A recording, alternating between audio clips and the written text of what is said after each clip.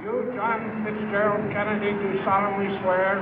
I, John Fitzgerald Kennedy, do solemnly swear. That you will faithfully execute the office of President of the United States. That I will faithfully execute the office of President of the United States. And will, to the best of your ability. And will, to the best of my ability. Preserve, protect, and defend the Constitution of the United States. Preserve, protect, and defend the Constitution of the United States. So help you God. So help me God.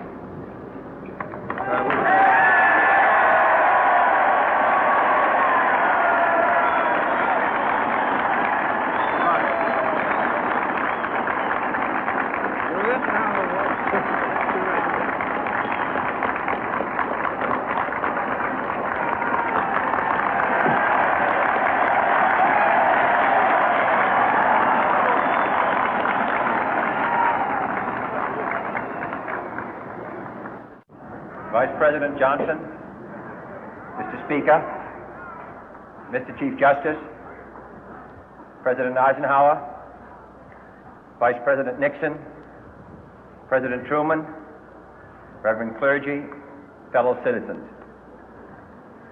We observe today not a victory of party, but a celebration of freedom, symbolizing an end as well as a beginning, signifying renewal as well as change. For I have sworn before you and Almighty God the same solemn oath our forebears prescribed nearly a century and 3/4 ago. The world is very different now, for man holds in his mortal hands the power to abolish all forms of human poverty and all forms of human life. And yet the same revolutionary beliefs for which our forebears fought are still at issue around the globe. The belief that the rights of man come not from the generosity of the state, but from the hand of God. We dare not forget today that we are the heirs of that first revolution. Let the word go forth from this time and place to friend and foe alike that the torch has been passed to a new generation of Americans born in this century, tempered by war, disciplined by a hard and bitter peace, proud of our ancient heritage, and unwilling to witness or permit the slow undoing of those human rights to which this nation has always been committed and to which we are committed today at home and around the world.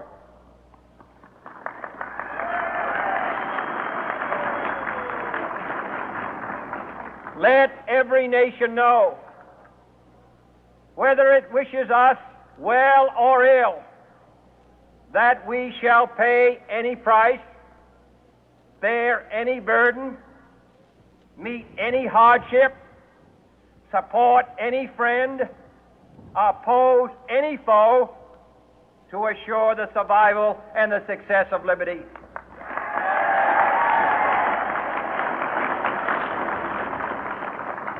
This much we pledge and more. To those old allies whose cultural and spiritual origins we share, we pledge the loyalty of faithful friends. United, there is little we cannot do in a host of cooperative ventures. Divided, there is little we can do, for we dare not meet a powerful challenge at odds and split asunder. To those new states whom we welcome to the ranks of the free, we pledge our word that one form of colonial control shall not have passed away, merely to be replaced by a far more iron tyranny. We shall not always expect to find them supporting our view, but we shall always hope to find them strongly supporting their own freedom, and to remember that in the past, those who foolishly sought power by riding the back of the tiger ended up inside.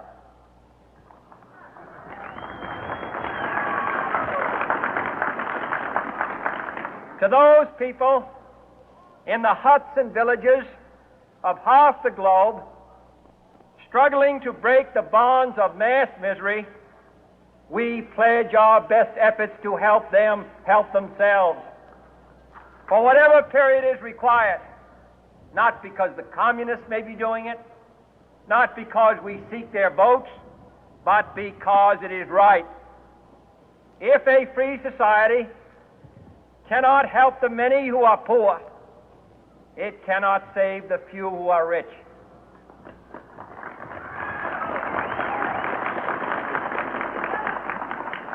To our sister republics south of our border, we offer a special pledge to convert our good words into good deeds, in a new alliance for progress, to assist free men and free governments in casting off the chains of poverty. But this peaceful revolution of hope cannot become the prey of hostile powers. Let all our neighbors know that we shall join with them to oppose aggression or subversion anywhere in the Americas. And let every other power know that this hemisphere intends to remain the master of its own house.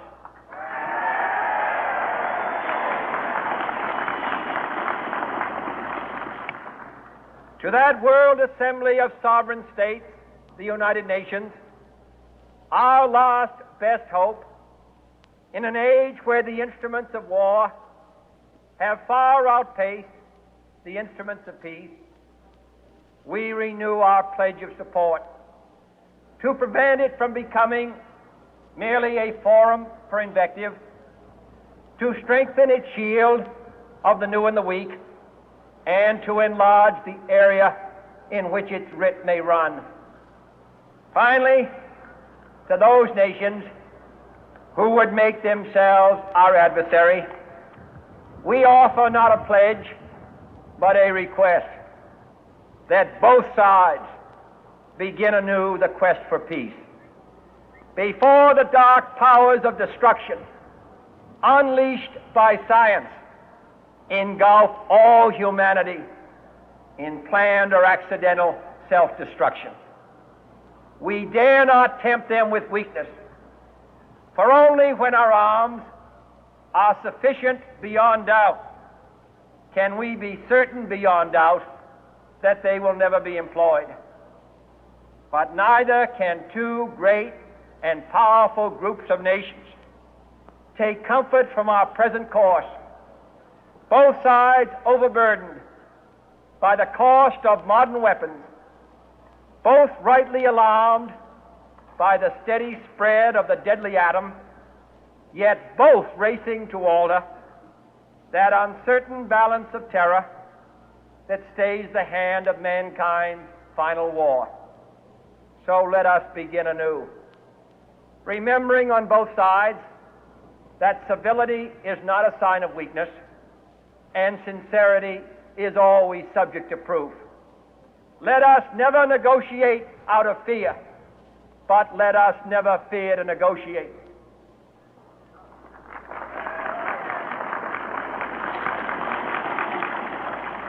Let both sides explore what problems unite us, instead of belaboring those problems which divide us.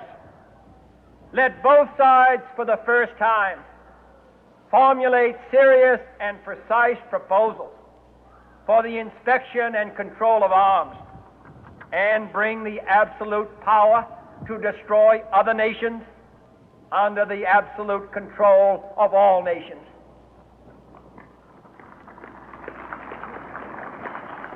Let both sides seek to invoke the wonders of science instead of its terrors. Together, let us explore the stars, conquer the deserts, eradicate disease, tap the ocean depth, and encourage the arts and commerce. Let both sides unite to heed in all corners of the earth the command of Isaiah to undo the heavy burden and let the oppressed go free. And if a beachhead of cooperation may push back the jungle of suspicion, let both sides join in creating a new endeavor, not a new balance of power, but a new world of law, where the strong are just and the weak secure and the peace preserved. All this will not be finished in the first 100 days, nor will it be finished in the first 1,000 days, nor in the life of this administration, nor even perhaps in our lifetime on this planet. But let us begin.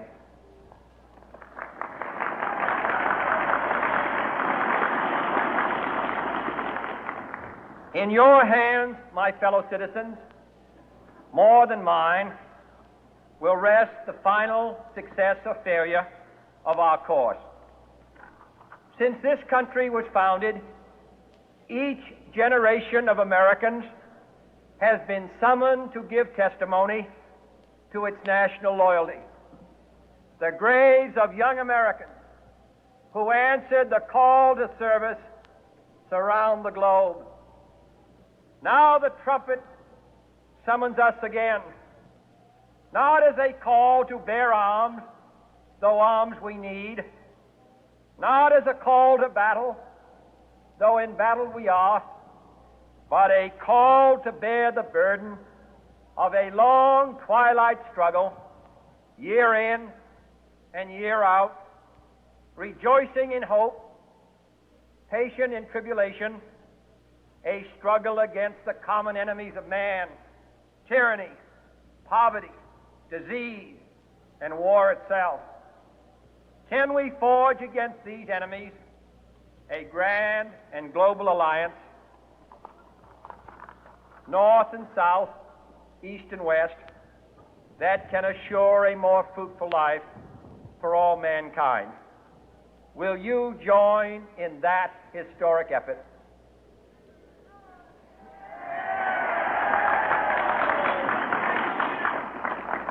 In the long history of the world, only a few generations have been granted the role of defending freedom in its hour of maximum danger. I do not shrink from this responsibility. I welcome it.